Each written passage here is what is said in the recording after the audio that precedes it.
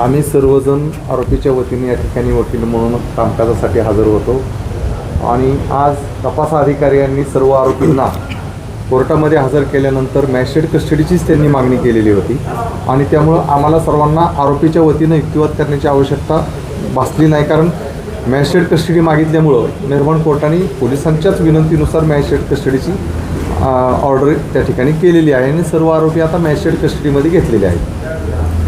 तुम्ही कोणत्या आरोपीच्या वतीने युक्तिवाद करत होता? सर, मी वैभव राजेंद्र काळे, ॲडव्होकेट, गोडेगाव. यामध्ये साहेब मी जे आरोपी हजर केले होते आज, त्यापैकी सर संजोग यादव, कुणाल कुलवडे, त्यानंतर प्रमोद कडू, अजित कारंडे यांतर्फे साहेब मी आज हजर झालो होतो. माझ्यासोबत ॲडव्होकेट ठोंबरे साहेब, ॲडव्होकेट इरफान शेख आणि तोहीद सय्यद. तर आज ह्या चारही आरोपींचं सरांनी सांगितल्याप्रमाणे त्यांच्याही आरोपींचं स्वतः पोलिसांनी MCRचा रिपोर्ट दाखल केल्यामुळं त्याच्यामध्ये आज मेहरबान न्यायालयीन कोठडीचा आदेश केलेला आहे. सर, पाठीमागचं MCRच्या यापूर्वी अगोदर जे हजर केलेले होते त्यामध्ये युक्तिवाद झाला, त्यावेळी तुम्ही बाईट देताना म्हणाले की काहीतरी मनोरंजन म्हणून, काहीतरी टाईमपास म्हणून कारवाई दाखवण्यात आलेली आहे. नक्की उद्देश काय होता सर? नाही, आता आपण जे त्यावेळेस प्रश्न विचारले होते त्याप्रमाणे जी वस्तुस्थिती आहे ती मी सांगितली होती आणि आपण पाहिलं की आपण ती मुलाखत दाखवल्यानंतर लोकांना ते आवडलं नाही. परंतु कसं असतं की मराठीमध्ये म्हण आहे की खरं बोललं तर सख्या आईला राग येतो. वस्तुस्थिती आपण खरी मांडली तर ती लोकांना पटत नाही. लोकांनाही सवय झाली की खोट्याचाच गाजावाजा जास्त करणं आणि त्यामुळं आम्ही शेवटी वकील आहे, आम्ही कायद्याच्याच नजरेतून बघणार. लोकांना काय वाटतं आहे किंवा खरी परिस्थिती काय ती प्रत्यक्ष वस्तुस्थिती कोर्टासमोर आणणं गरजेचं असतं आणि त्याप्रमाणे आम्ही ती वस्तुस्थिती कोर्टापुढं आणलेली. त्यामध्ये जे लूप्सहोल आहेत किंवा ज्या चुका आहेत आणि ज्या पद्धतीनं केवळ फक्त हा फार्स म्हणून हा गुन्हा दाखल करण्याचा जो प्रयत्न केलेला आहे ती वस्तुस्थिती आहे. कारण त्यामध्ये मी त्यावेळेसही सांगितलं, आजही त्या मतावर मी ठाम आहे की हा गुन्हाच टिकणारा नाही आणि त्यामुळं हे फक्त मनोरंजन आहे लोकांचं. अजूनही तुम्ही ठाम आहात? अजूनही ठाम आहे आणि आज नाही पण तुम्हाला 2 महिन्यांनी 3 महिन्यांनी कळलंच. ज्यावेळेस मेहरबान कोर्टाच्या ऑर्डर्स होतील, हायकोर्टाच्या ऑर्डर्स होतील, सेशन कोर्टाच्या ऑर्डर्स होतील, त्यावेळेस कोर्टाला कसं लोकांना कळलंच ना सगळ्या. सर, काय लूप होल्स आहेत या FIR मध्ये? तुमचं म्हणणं FIR जर चुकीची झाली सर, आता कसं आहे साहेब, आता ह्या आरोपींचा जामीन अर्ज आम्ही मेहरबान सत्र न्यायालय राजगुरुनगर येथे दाखल करणार आहोत आणि त्यावेळी जे आर्ग्युमेंट करणार आहे आम्ही साहेब, तिथं ह्या सर्व गोष्टी आम्ही सांगणार आहोत. आता या परिस्थितीत इथं सांगणं ते साहेब योग्य राहणार नाही साहेब. नाही, आता आपण जो प्रश्न विचारला की काय लूप होल्स आहेत, खरं तर कायद्याप्रमाणे कुठलाही गुन्हा एकदा दाखल झाल्यानंतर लॉस एट ऑन मोशन आणि लॉस एट ऑन मोशन झाल्यानंतर तपास अधिकाऱ्यांनी त्याचा तपास करायचा असतो आणि तपास अधिकाऱ्यांनी तपास करून कुठल्या आरोपीचा काय रोल आहे, कुठल्या आरोपीकडे तपासात काय निष्पन्न झाला आहे, ह्या संपूर्ण तपास करून दोषारोपपत्र मेहरबान कोर्टात दाखल केलं जातं. हे त्यांचं काम आहे. आमच्यासमोर तर आता आरोपी अटक केल्यापासून ते आतापर्यंत आम्ही तर आरोपींबरोबर नाही आहे. आरोपींकडून काय तपास झाला आहे त्याची आम्हाला माहिती नाही. ते सगळं गोपनीय असतं. जोपर्यंत दोषारोपपत्र कोर्टात येत नाही तोपर्यंत त्यातल्या कुठल्याही बाबी आम्हाला सांगितल्या जात नाही.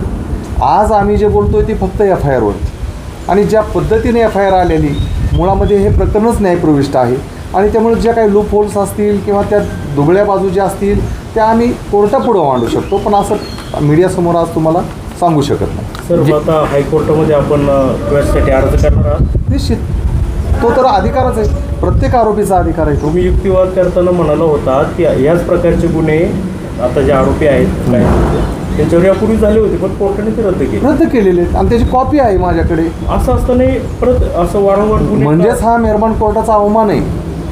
म्हणजे तुम्ही मेहरबान हायकोर्टाच्या आदेशाला केराची टोपली दाखवण्याचं काम हे अधिकारी करतायत आणि तेच त्याच चुका करतायत की जो गुन्हा त्या अधिकाऱ्यांनी ज्या माझ्या आरोपीवरती दाखल केला होता तोच गुन्हा मेहरबान हायकोर्ट उच्च न्यायालयाने रद्द ठरवला, FIR क्वॅश केली आणि त्या निकालाची प्रत हा गुन्हा दाखल व्हायच्या अगोदर आम्ही त्यांना दिलेली. ज्यावेळेस ते आमच्याकडे चौकशीला आले त्यावेळेस आम्ही त्यांना दाखवलं सगळं की असं असं आमच्यावरती चुकून गुन्हा दाखल झाला होता. मेहरबान हायकोर्टाने आमचे सगळे डॉक्युमेंट्स पाहून आमचा जो व्यवसाय आहे तो कायदेशीर आहे आणि आमच्या अधिकार परवाने वगैरे सगळे तंतोतंत बरोबर आहेत आणि हे गृहीत धरूनच त्यावेळेसची FIR क्वॅश केली होती. त्यामुळं आत्तासुद्धा आमचं जे आहे ते डॉक्युमेंटरी सगळे आम्ही क्लिअर आहोत. तरीसुद्धा जर ते गुन्हा दाखल करत असतील, म्हणजेच हायकोर्टाच्या आदेशाला त्यांनी गाडीचीही किंमत दिली नाही. It's amount to contempt of court. Sir त्या ठिकाणी मग एक विचारायचं आहे, तुम्हाला उत्तर द्यायचं आहे तुम्ही ठरवा.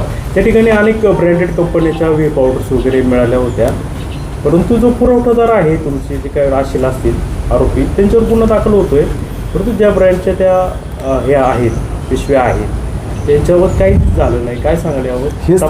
हेच तर आमची विनंती की मीडिया जसं आमच्या आरोपींबद्दल सगळीकडे दाखवते, पण ह्यातले जे खरे आता जे समजा आरोपी नंबर 1 हिंगे फिर्यादीत म्हणल्याप्रमाणे की हिंगेंकडे तिथं गेलो आणि त्या ठिकाणी वेळ पावडर सापडली. पावडर कुठल्या कंपनीचे होते? सापडली हिंगे साहेबांचे नाही, फिर्यादीत लिहिल्याप्रमाणे नाही ते होतीच because I am authorise wholesaler आहे, रिटेलर आहे आणि FSSAI मला लायसन्स दिलेलं आहे, स्टेट लायसन्स आहे ते. असंही नाही की रजिस्टर फर्स्ट स्टेजचं लायसन्स आहे, इट्स अ स्टेट लायसन्स. तर ज्याच्यामध्ये मला ते जे काही मटेरियल आहे which falls under category 1, category 1मध्ये फॉल होणारी ज्या काही वस्तू आहेत त्या माझ्याकडे सापडल्या माझ्या पोझिशनमध्ये.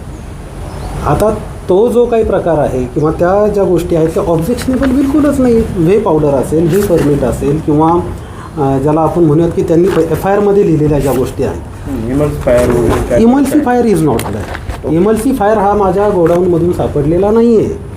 500 ml इमल्सिफायर यूज करून जर मी पूर्ण महाराष्ट्र राज्याचा भेसळचा त्याला काय म्हणतात माफिया डॉन जर दाखवायचा प्रयत्न केला, लॉजिकलच नाही ना त्यामध्ये. जर माझ्याकडे एवढ्या मोठ्या प्रमाणात व्हे पावडर आहे तर त्याच प्रमाणामध्ये रेशोमध्ये तेवढा इमल्सिफायर, तेवढं डिटर्जंट, माझ्याकडे काहीतरी इक्विपमेंट काहीतरी सापडायला पाहिजे. काहीच नाही. हां, मी डिस्ट्रीब्युटर आहे, रिटेलर आहे, माझ्याकडे व्हे पावडर आहे, त्याच्यामध्ये वेगवेगळ्या ब्रँड्सच्या आहेत. ती नावं आम्ही घेणार नाही कारण तो तपासाचा भाग आहे. आणि मुळातच ते माझ्याकडे सापडलं कारण मला ते विकायचं लायसन्स आहे. आता मी कोणाकडून घेतलं? ज्या कंपन्याकडून. हां, मग मी लूजमध्ये ती पावडर माझ्याकडे सापडली का? असंही नाही. तुम्ही सीझर मेमो जर पाहिला, घटनास्थळ तुम्ही व्हिजिट जर केलं पत्रकार साहेब, तर तुम्हाला तिथे दिसेल एव्हरीथिंग इज सील्ड. तुम्ही बहुतेक गेला पण आहात 1-2 घटनास्थळी, तर ते सुरक्षित आहे तसं ठेवलेलं.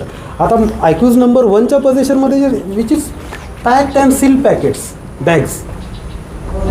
आता याच्यात प्रिझम्पशन बिल्ड केलं गेलं की यानं असं केलं असेल.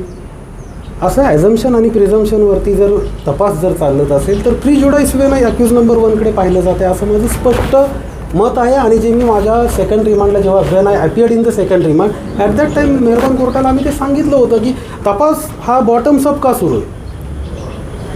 जर असा काही प्रकार होत असेल तर त्याला जी डील करण्याची जी पद्धत आहे ती कुठंतरी तुम्ही एका व्यक्तीच्या सराउंडिंगला जाताय विच इज नॉट सफिशियंट.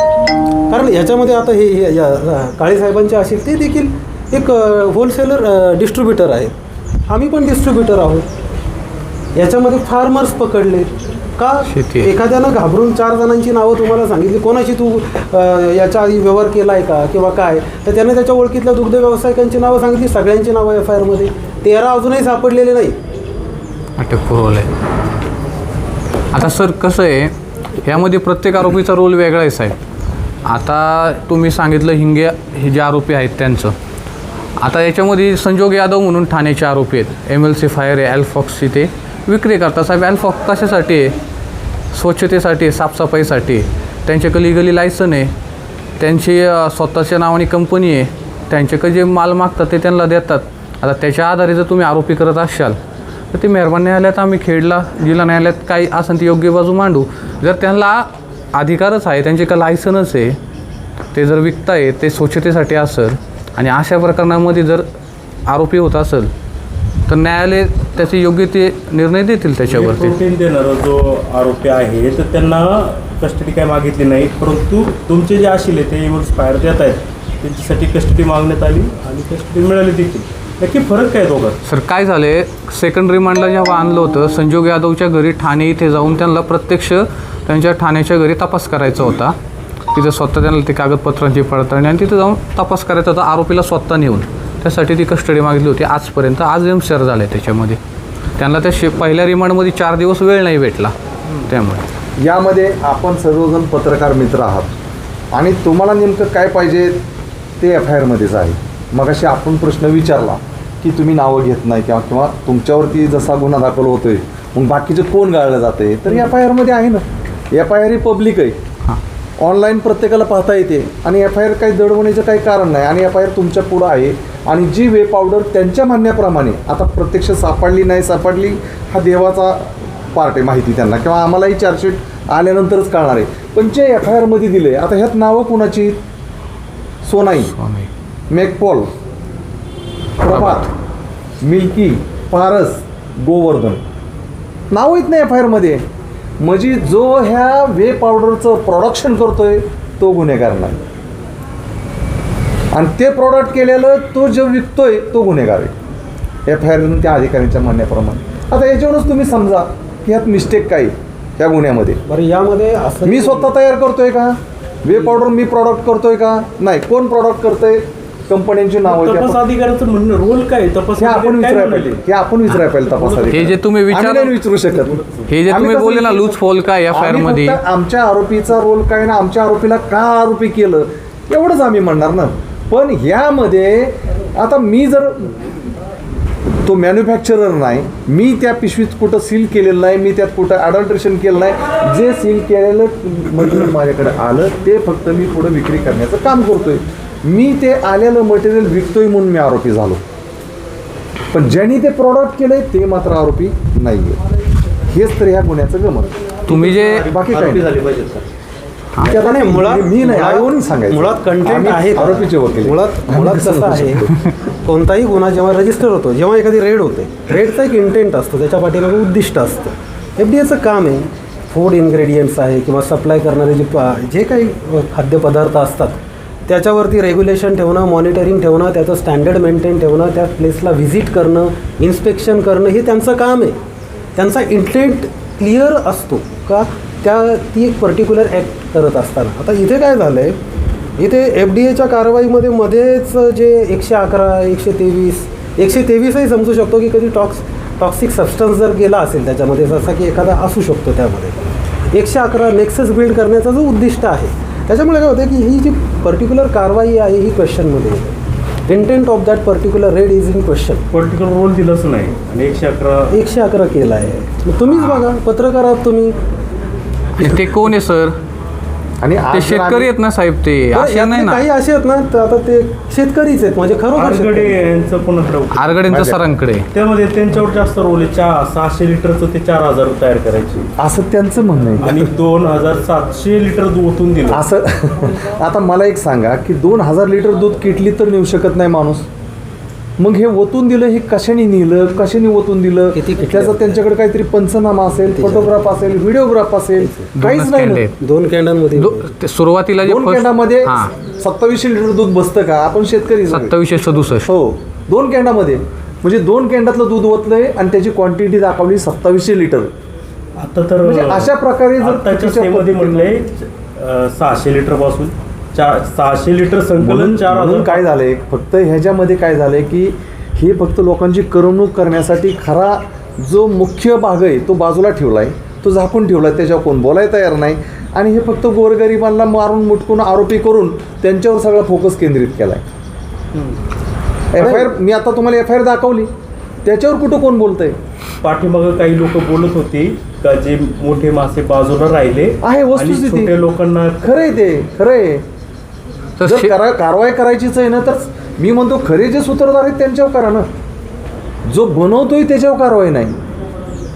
बनवलेला प्रॉडक्ट विकायला परवानगी तुम्हीच देताय, त्या कारखान्याला परवानगी तुमचीच, वे पावडर प्रोडक्ट करायला परवानगी तुमचीच, त्याचं वितरण करायला परवानगी तुमचीच, आणि ती विकलं म्हणून मात्र गुन्हा. ओके, धन्यवाद. धन्यवाद.